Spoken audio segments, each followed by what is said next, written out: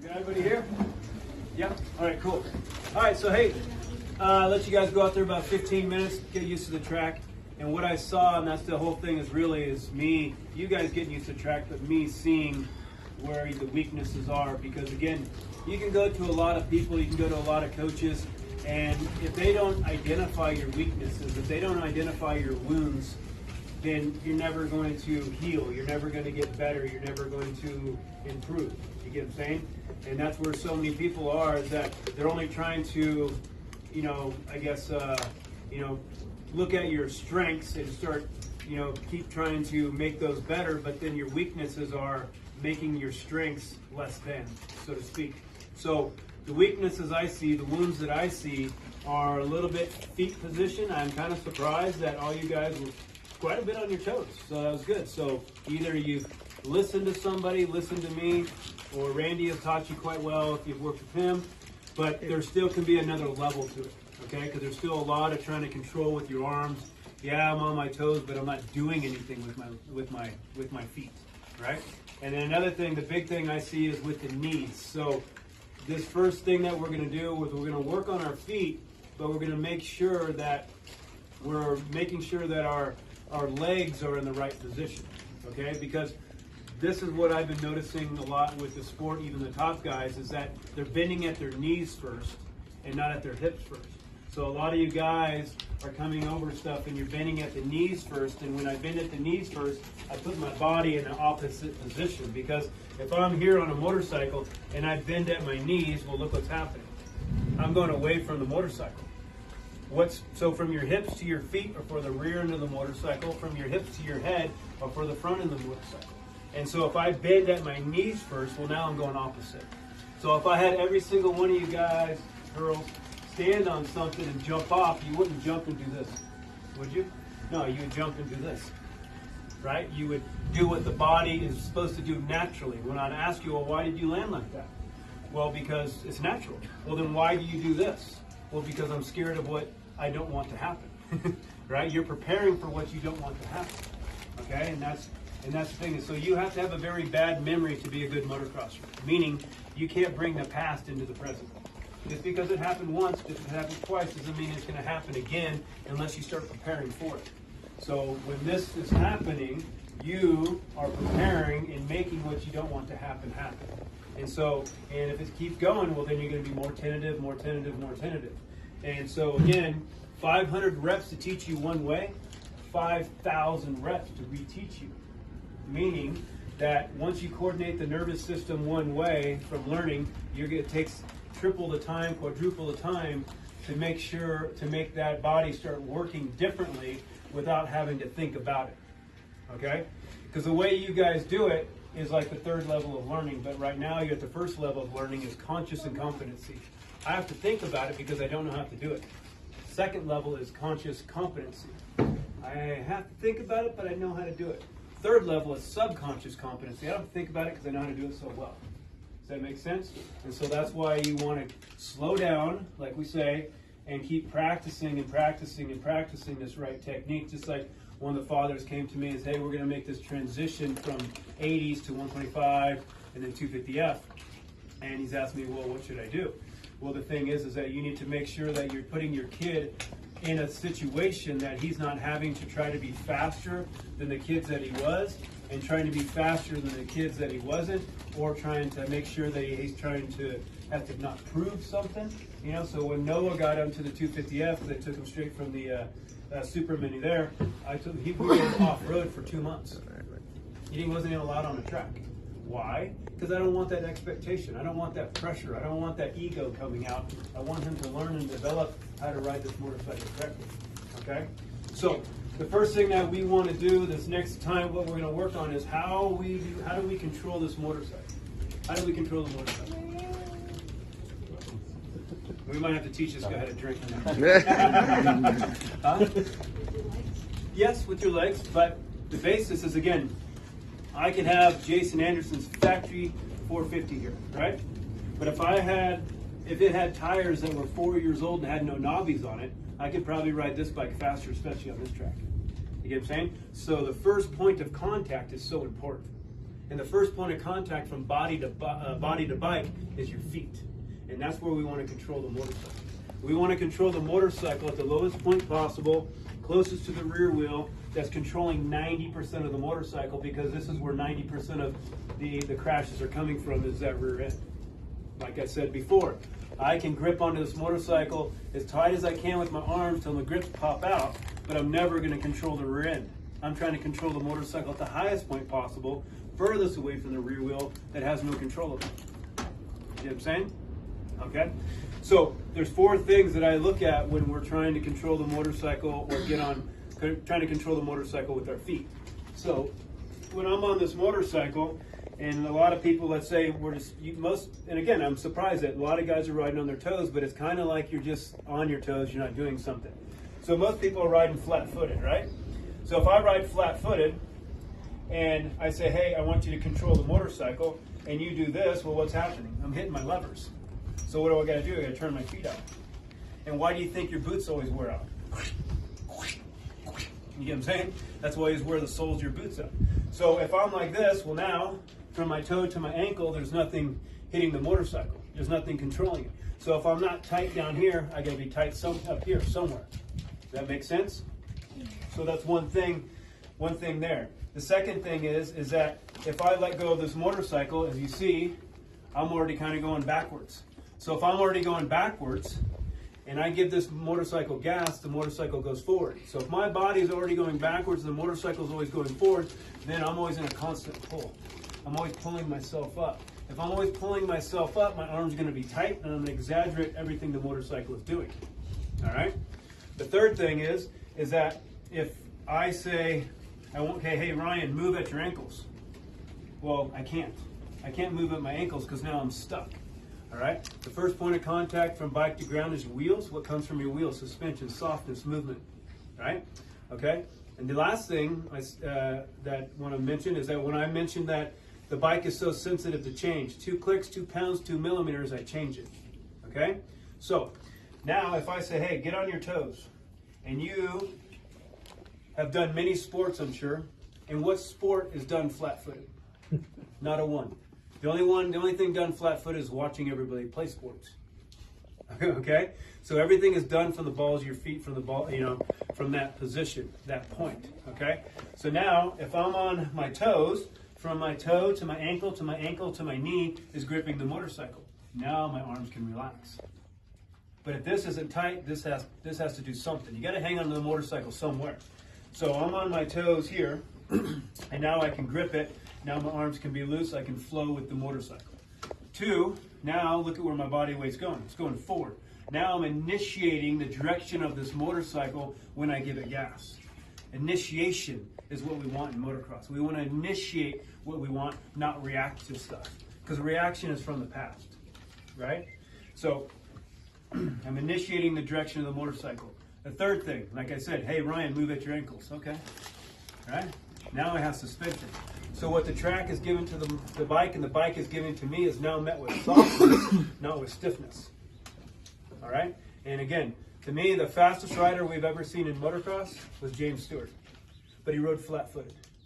And this is where he was always like on the verge of a crash or had some crazy crashes.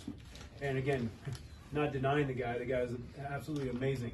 I raced against the guy, and I remember one time after he was hurt, and myself and Brown and Langston were battling, and after Mount Morris, myself and Brownie had a great battle. We go back in times, and we were maybe a second off of Carmichael.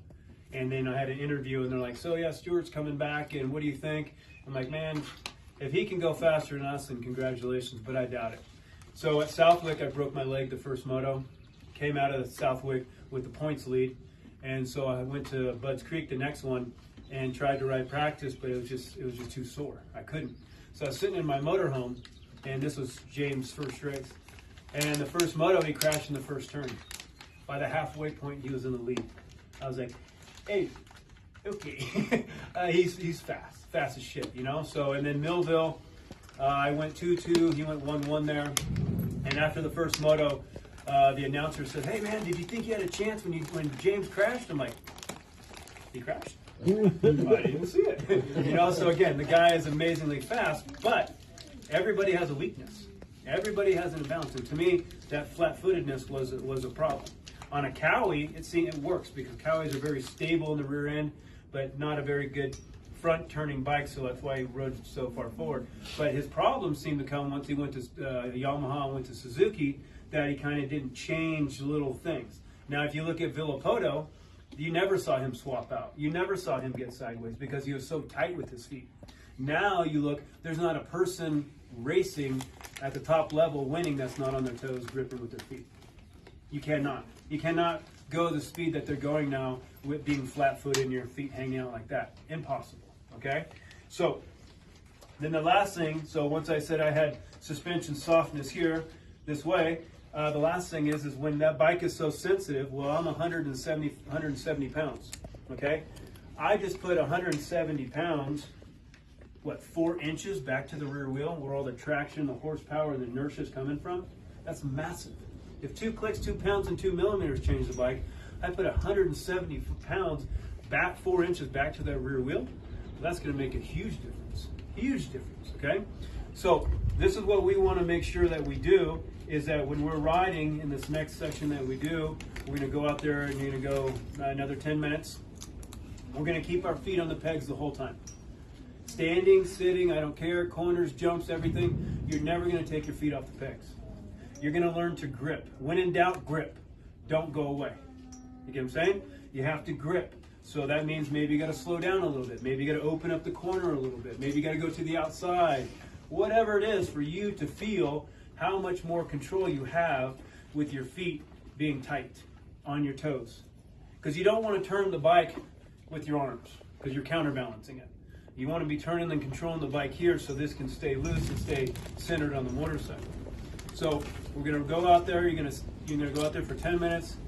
Standing or sitting, you're going to keep your feet on the pegs and you're going to grip. When in doubt, grip harder. Don't, when in doubt, take your feet off. Okay? Grip harder. Okay? So that's one thing. But the weakness that I see in you guys is that what I explained right here. Here. You see what's happening. When I'm here and I do this, I'm going away from my motorcycle. I'm going away from my motorcycle. So now every time I give it gas, it's pulling me back, or I can't give it gas because I'm going away from the motorcycle. I want to make sure I'm going forward with the motorcycle, forward with the motorcycle. So what I want to see you guys do when you stand up straight, I want your knees to be locked. It kind of baffles me a little bit that everybody thinks when they land, they got to soak this up so much with their body. Well, why do you think they have such big suspension on these motorcycles? Use the bike. As fast as you guys go, there's no way you're bottoming this bike out. So you will land even softer with your knees completely straight. Okay, so that's gonna help you a lot. Okay? Because right now you're riding like this. So every time you land, you kind of land like a ton of bricks. Just like if I told you to get on that table and jump off, you wouldn't land like this. You'd land and boom, or land straight. Does that make sense? So when we're sitting, we're going to be on our toes. We're going to be gripping with our ankles. When we're standing, we're going to be on our toes, gripping with our ankles, but we're going to try to keep our knees straight. Lock your legs, okay? And if you got to slow down to 50%, then slow down to 50%. I want you guys to feel something better than what you're feeling right now. Does that make sense? Okay? And so that's what the weakness that I see in a lot of even the top pros is that, yeah, my hips are out, but they're bending at their knees first. So if I bend at my knees first and I come into something, I'm stuck in this bike. So whatever this bike does is now going to take me. But if you look at Jet, you look at Sexton, their legs are so much more straight than most. You know what I'm saying? So now if this bike does something, it's moving underneath me, it's not controlling me because I'm sucking myself into the motorcycle. Does that make sense? You still can have your hips out, your back straight, but if you bend here, now there's a problem, okay? And that's where you can be a little bit better. You know what I'm saying? Again, he's the pro here, but hey, every pro can be better. When I first taught Eli, when he was coming into Supercross, I took a 1.5 seconds off his lap time. Not by telling him to do a quad that he was only doubling, not by telling him to shift a fifth in the whoops when he was only a third. It's by getting his toes and his hips. That was it, because technique creates speed, not just gas and clutch, right? So we're going to be on our toes, and you guys, hey, sometimes when you're on the track, look down, see where your toes are, because you can be on your toes, but you can be like this. You can be on your toes, but you're not gripping with your ankles, being tight, okay? And then the other thing is I want you guys, when you're standing, to lock your legs out, just like you're going for a cruise, right, okay? You guys got to learn to initiate the direction the bike's going and not react to it because you're going away from it. Because a reaction, you're always going to be hesitant. You're always preparing for what you don't want. Does that make sense? All right. Do we have any questions? Yes, sir. How should the standing to sitting transition look, and vice versa? To keep those things in line. Well, again, I guess standing to sitting is kind of, we're going to the next step, but that way is you always want to. Again, what did you guys do when you guys got on this chair? Reach your butt. Did you guys sit in the chair and do this? No, you did this. You reached your butt out. Okay. So that's the same thing. If I'm going to sit on a motorcycle, I want to bend here. And then if I stand, of course, you're just going to stand straight up. Okay. But you don't want to, again, bend at the knees first. Right. So make sure that you're bending at the hips. I don't want to get to this the next one yet, but this is kind of what you're going to do. So this is like good squat technique then? Yeah. Yes. Okay. Because, again, Russian style squat. Right, Feet right. forward. If I'm in this position here, Mm-hmm. you can put a bicycle, you can put a horse, Right. you can put a motorcycle, you can put a baseball bat, Right. you can put a golf club, you can put a weight bar, you can put football, you can put whatever, because this is where the body's at its strongest. Yeah. My hips are above my ankles, and if I had handlebars, my shoulders are above my hands. Okay. But if I do this, You're out of balance. knees forward, things are unbalanced. Right. Things aren't working correct. Okay. Okay, but I don't want to try to get to that point yet. I want to stay at this first point about toes and straight legs. Okay, especially you. We can make a big difference with that. Okay.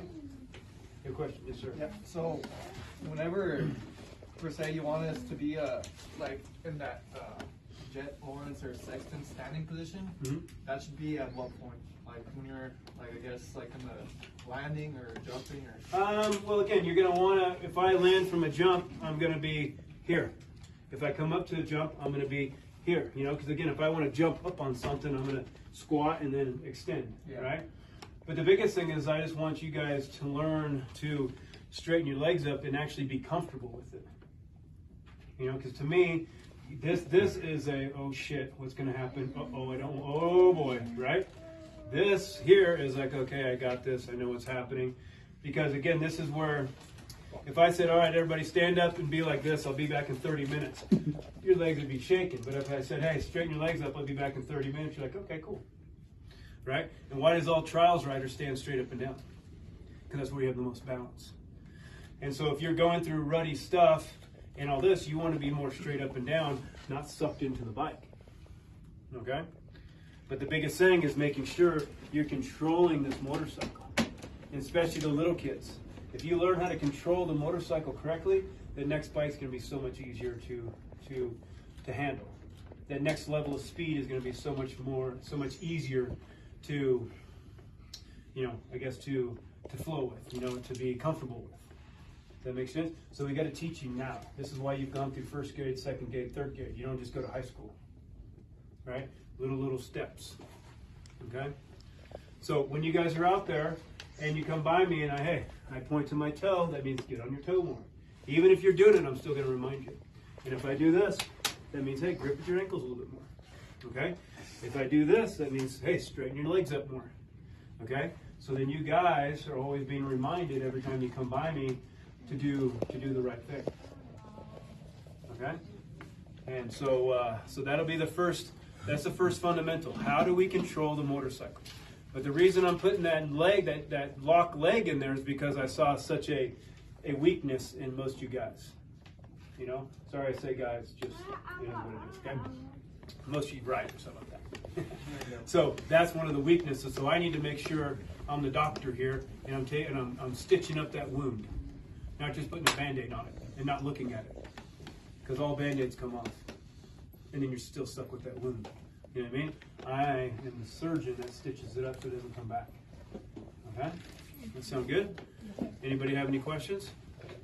No? Okay. On your toes, gripping with your ankles, standing, sitting. Never take your feet off the foot pedal. Challenge yourself. Okay? You got to learn how to control the motorcycle here and not here. Right? Standing up. Lock your legs. Be in this position. Give yourself a break instead of being here the whole time. I couldn't imagine how worn out you guys are. No wonder your legs are so tired. No wonder your arms are so tired because you're always in that kind of stabilize yourself in an unbalanced, weak position. Okay? All right, guys. 10 minutes.